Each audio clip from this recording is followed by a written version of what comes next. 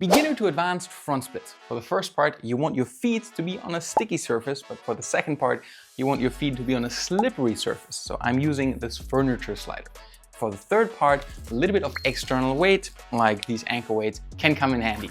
For the beginner variation, we want to build strength in long lunges. Start in a long lunge that you can comfortably hold and straighten and bend your knees for 6 to 9 repetitions, then switch sides. Hold on to something stable so balance is not an issue. Wiggle your feet a little bit further apart every rep if possible. But some people really like learning to balance the long lunge, and it can be an effective exercise in its own right. And the long lunge can take you very far if you gradually add weight to it. Till today, it's still one of my favorite ways to warm up for the splits.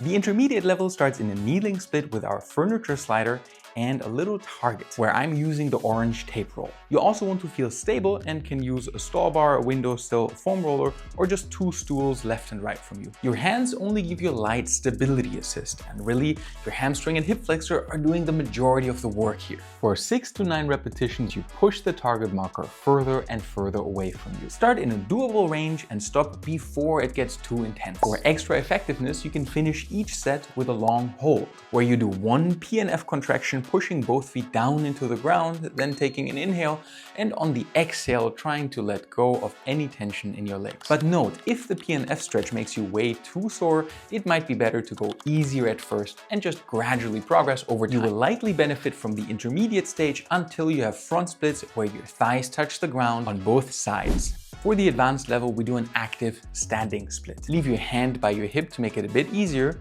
or bring your hand overhead to make it harder. You can always use a wall for balance assist as well. And to dial up the pressure, of course, you can use an extra weight that pulls you deeper into your active front split. I personally like entering with a slightly bent knee and then straightening out the knee over time, as this mimics many acrobatic exits and entries.